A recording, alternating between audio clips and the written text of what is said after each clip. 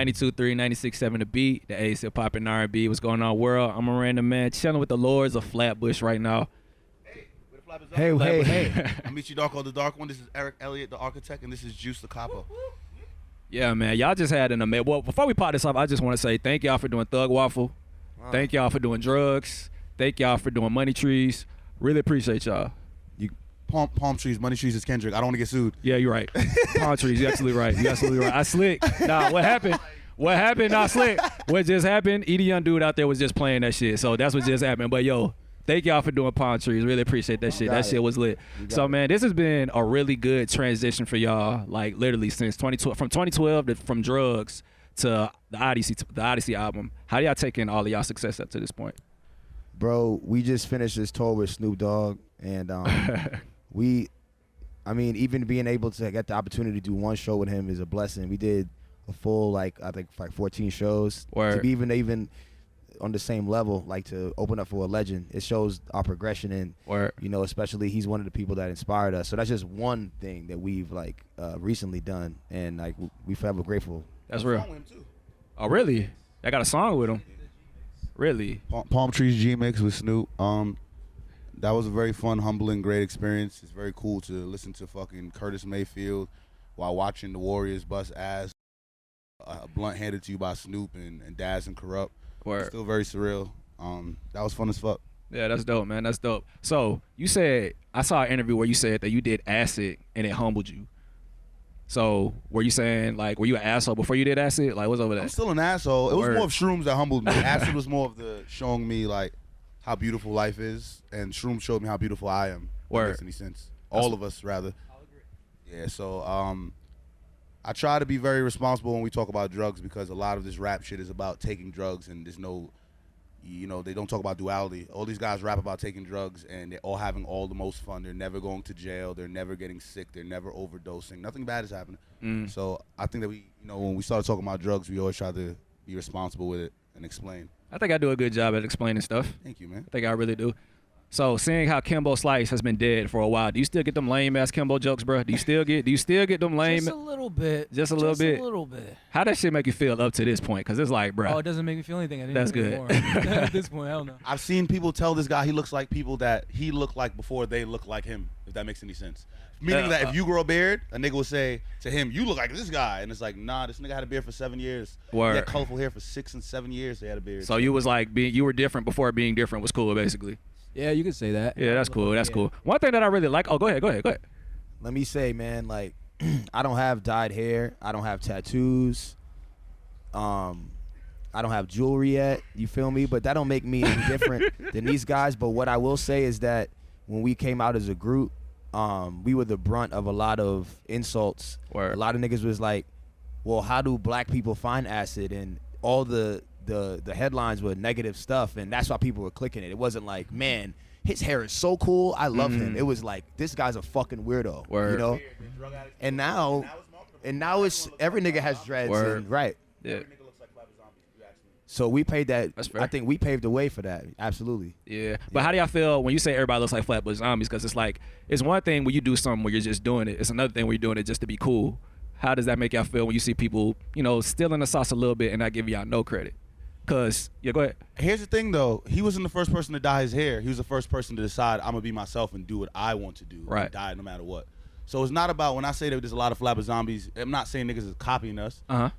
No idea is original. I wasn't the first nigga with the name Michi Darko. There's another nigga out there somewhere, believe it or not. With the same voice, probably black, same hair, everything. So no idea is original. So I don't want to go around and let niggas think that Lil Uzi's copying us and Cisco's copying this nigga. And every nigga with color hair is copying. But at the same time, yeah, shout out Uzi, you know that already. But at the same time, it's if you go back and you look at who did shit first, we was doing all that shit. We talked about all these drugs. We talked about mind expansion. We was not scared to be ourselves from the very, very beginning. That's real. And y'all are In the fucking history dates, man.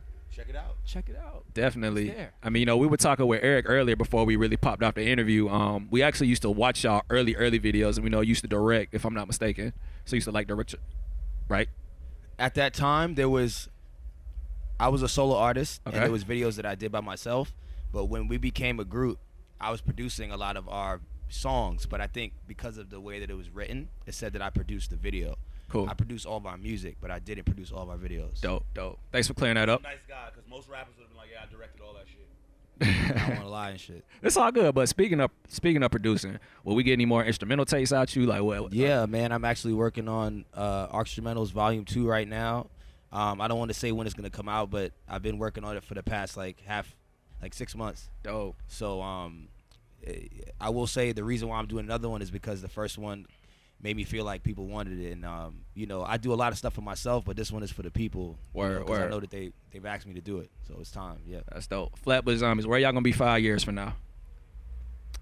I think we should answer that separate or together.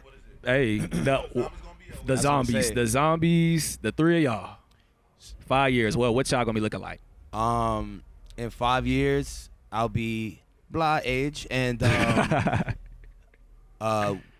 the first thing I think about is the fact that we had to start a label to release our debut album. Yes. I foresee in 5 years we are continually owning our label and signing artists that are potentially become bigger than us one day, and we become the real OGs of independent music. Dope. I mean, he pretty much said it. In 5 years, I just want this nigga's son to have like $20 million in his bank account he can't touch till he hits 20 years old. I want a nice crib in Jamaica, and that's it. I just want people to be happy, and I want good hip-hop music.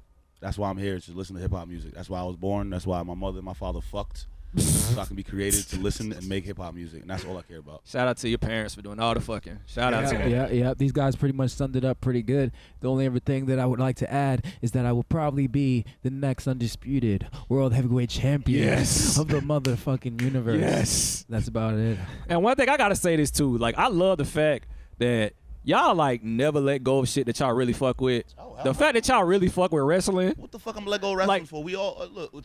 Being embarrassed. That's what I'm saying, like, bro. I have the most beautiful woman in the world in my crib, and I'll watch wrestling. If I fuck want with to watch it. wrestling, I don't give a fuck, nigga. If J-Lo and Halle Berry and Rihanna was in my house, and it's Monday night, we watching Raw. I'm sorry, bro. And you could tell me it's fake. Doesn't matter. Movies are fake. Tom Cruise is fake. Will Smith is fake. So it's wrestling. What's the problem with people? It's wrestling. You know what, too? I said this to my homie the other day. This is how you know you really love someone or something, right? If this is your girl and you really care about her, right? Say just an example. And every nigga was like, yo, your bitch is whack or she's ugly. You know how you know you don't love her? If all of a sudden the things that people say about your girl, now you feel different when you're with your girl. Like all of a sudden your bitch is ugly. It's like, nah, she's still, you may think my bitch is ugly, but I still feel the same way. And that goes for anything that you love, whether it's art or music or a person. Like other people's opinions should never sway how you feel about something, you know? No. All three of us here were outcasts in school. The weird niggas that listen to white music and all that shit. Now every nigga listens to white music and all that shit. So with that being said, sometimes you are ahead of your time or ahead of the people in your community. So you be looked at as an outcast and a weirdo, and eventually you be looked at as a cool guy, and the Elvis and the James Dean and the Beachy Darkos and the Eric Elliott and the Juices and the fucking all other famous great black people. I name white people too, but yeah. It's all good, man. Well, we can definitely end it on that note. Throw out y'all Instagram, Twitter, just in case there's people out there that are not accustomed to y'all, so they can come follow y'all. All right. This is my Twitter. ERICKARCELLIOTT. I spelled it like that because my name is always spelled wrong, even on plaques. Wow.